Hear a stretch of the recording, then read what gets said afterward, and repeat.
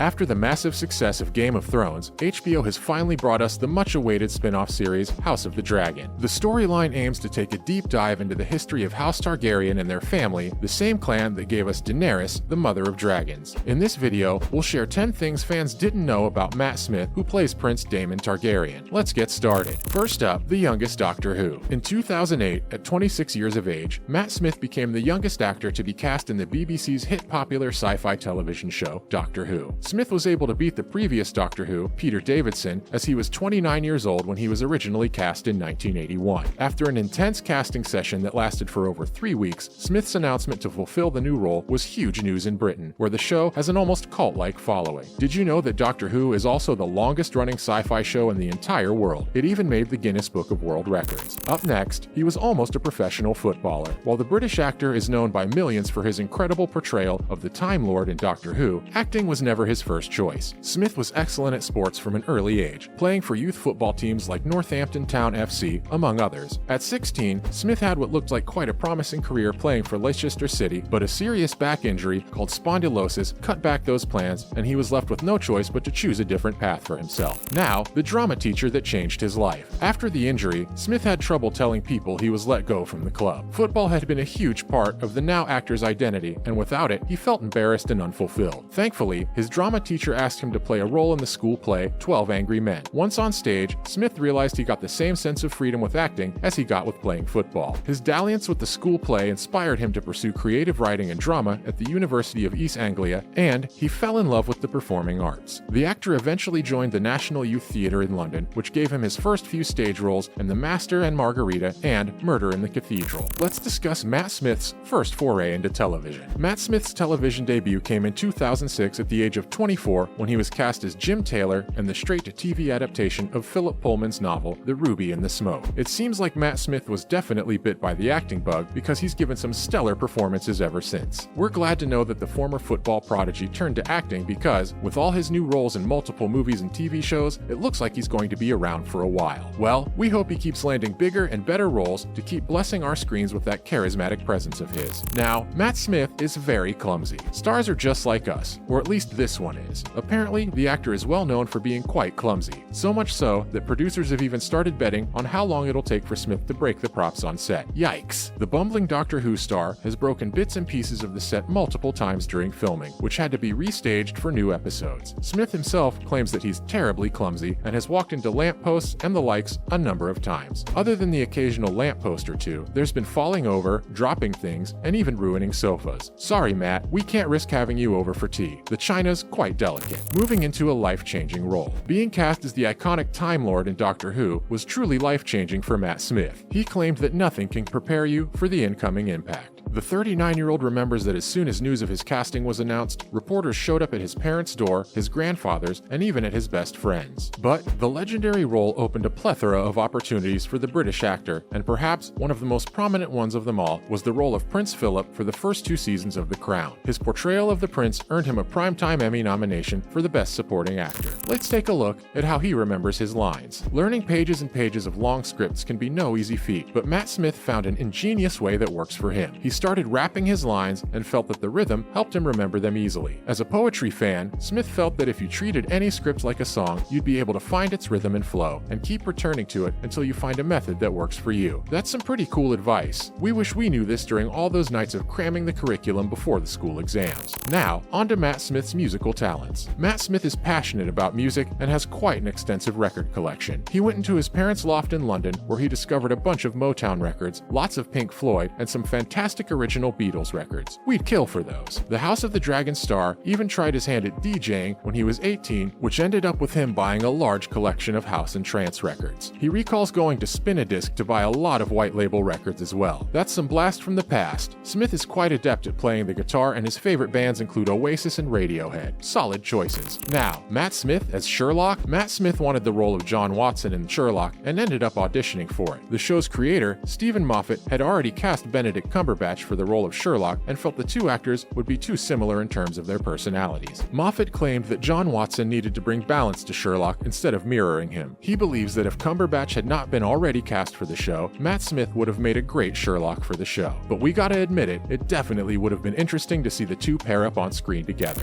Next up, the deleted scenes. We're sure a lot of actors haven't had all their scenes cut from their first big film debut, even during their early days, but Matt Smith's career hasn't exactly been faltering either. Between starring as Doctor Who in 2010 and playing Prince Philip for 2 seasons on The Crown, to supporting roles in Last Night in Soho and Terminator Genesis, Smith has been a very busy man. But before all of his success, we bet you didn't know that Smith was cast in the critically acclaimed In Bruges and played a younger version of Harry Waters, played by Ralph Fiennes, for the rest of the film. When the movie came out, all of Smith's scenes had been cut as an editorial decision. Now, in other news of the House of the Dragon. HBO's hyped series House of the Dragon debuted its 2nd episode on Sunday, and we have some serious thoughts to share. Let's start with the show's opening credits, which feature a fantastic theme song that slowly builds up your adrenaline with a promise for more to come. The setting is constrained as we see rivers of blood coursing through Old Valyria, which is the ancestral home of the great Targaryen generations. The message at this point is very clear. This show is all about one bloodline, one family, and one history. Moving on to the biggest premiere. The show's premiere has been viewed by over 25 million people in 1 week, earning it the title of the biggest premiere in HBO's history. We guess the prequel is something people have been waiting to see for a long time. The Game of Thrones spin-off show also had the record for the largest audience for a first episode airing for a new original series. The record-breaking premiere goes to show that despite only having 2 released episodes, the show is already a massive success. Finally, the show already has a 2nd season in the future. We firmly believe that House of the Dragon could easily surpass the popularity of Game of Thrones, which saw its own set of achievements in an unprecedented way. House of the Dragon series has already been renewed for a 2nd season, and as the show progresses, we're most fascinated to see how the showrunners navigate the balance between fantasy and hardcore reality to paint us a stunning visual picture. If those blood-covered walls in the opening credits are any indication, we can count on some serious drama to ensue. Let's see what all HBO has in store for us. That's a wrap for this video. Do you have any facts about Matt Smith that we may have missed? Let us know in the comments below. Make sure to give this video a thumbs up and subscribe to our channel for more videos like this. See you in the next one.